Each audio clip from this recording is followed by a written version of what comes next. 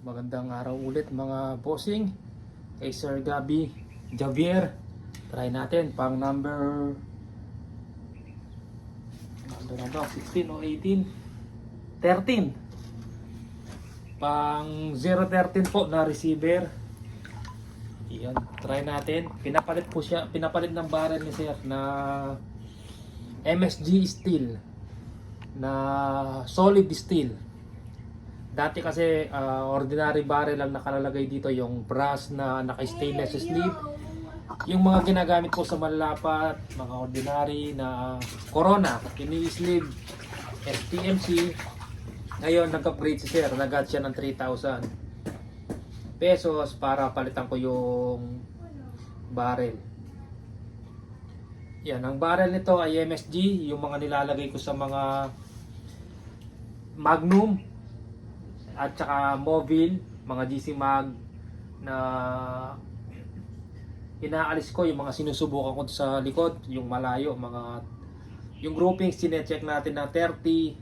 Yan, ganitong barrel po yung nilagay natin. Sa mga inalis kong barrel na ganito, wala pang sablay, lahat po may feedback. Ang daming nahuhuli mga bossing. Pati yung unang-unang natapos, pinakaunang-unang natapos nito, ganitong barrel po ang nilagay natin. Tapos nag-PM sa akin, daming huli. Ganito din yung barrel. Tsaka yung mga ibang nakakuha sa atin na ganitong barrel. Ang benta ko nito mga bossing, 5,000. Ang haba niyan po ay 23.5 inches. Kayo na po bahalang magpaputol o pwede kong putulan sa gusto nyo. Free na yung putol, chamber. Yan, libre na po yun mga bossing.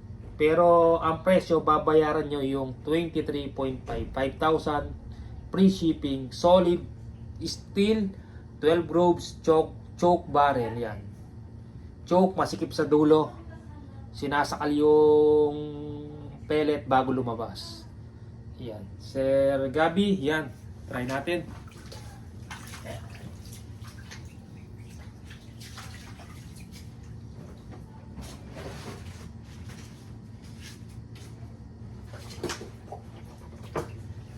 Wala akong target na karton mga bossing.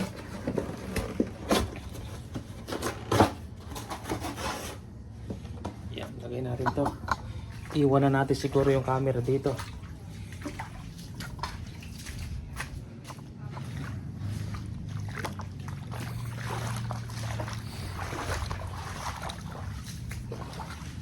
Tabi lang natin ng konti ito mga bossing.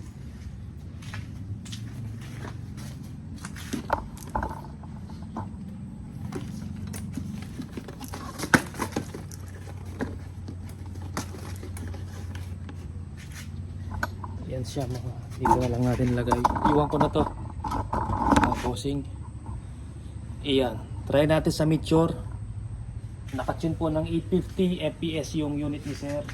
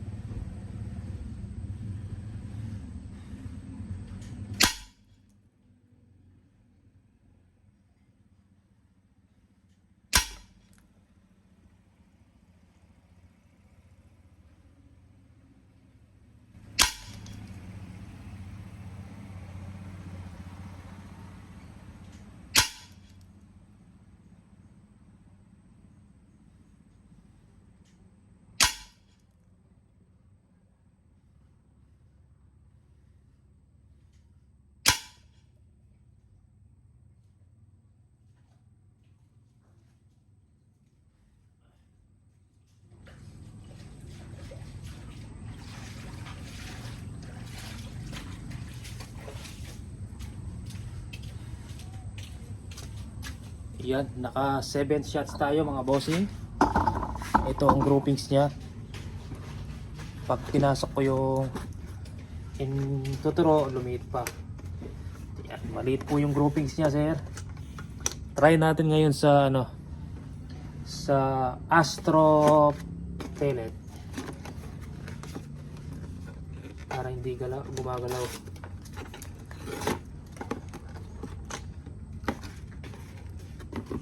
Astro naman tayo. Try natin. Maliit lang yung grouping sa Meteor. Iyan.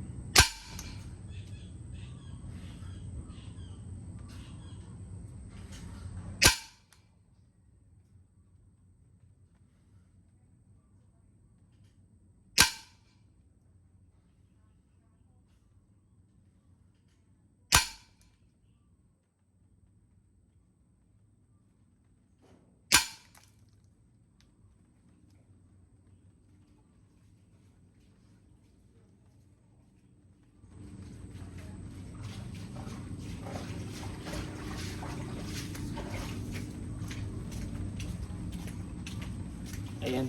5 shots, nag-drop yung isa. Kasi ano, malaki yung ano, yung napasok ko. Lalabas ko sana pero napasok na ng kamay natin. Ayan, nag-drop lang. Kita nyo na yung apat, napakaliit. Sir Gabi. Yung pang 5, medyo malaki lang yung pellet. Kaya nag-drop ng konting-konti. Pero pag pinasok ko yung intuturo, yun. Parehas magandang tumama sa Meteor tsaka sa Astro. Pero mas maganda sa ano, Astro. Ano lang yung bumaba ng konting-konti. Pero kita naman sir, konting-konti lang mga bossing. Dahil medyo malaki yung pellet na pang 5. Ramdam naman yun pag pinasok sa chamber mga bossing. Masikip, pinilit ko lang.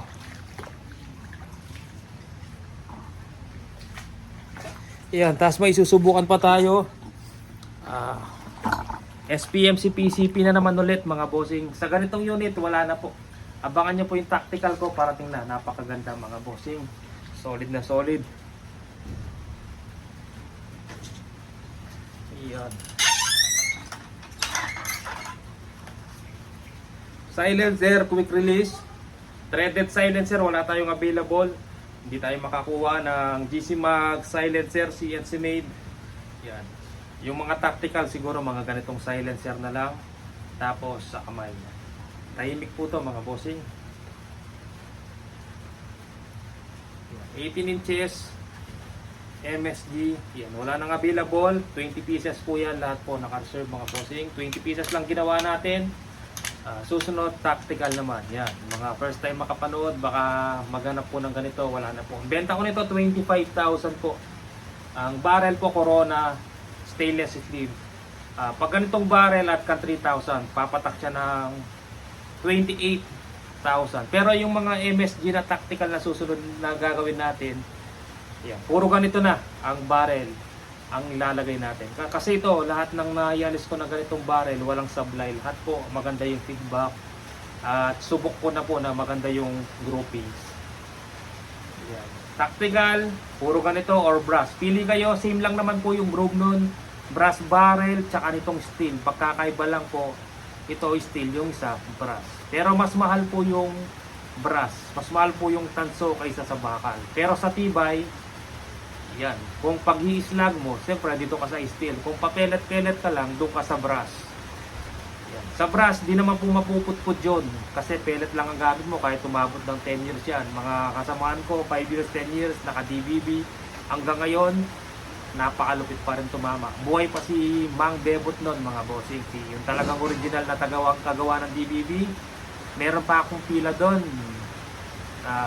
Hindi ko na nakuha kasi nawala na nga po si Mang Debot, yung talagang uring na tagagawa ng DBB mga bossing. Yun mga kasamahan ko, napakatagal na ng DBB hanggang ngayon malulupit. Brass barrel po yun tanso, pero hindi po nasisira yung groove. Masisira yan pag pinantiksay mo ng matagal. Lalo na itong steel, pinantiksay mo, mababasa yan, kakalawangin. Paglinis niyan mga bossing, kuha ka ng bulak, sundutin mo lang. Huwag mo na lagyan ng oil.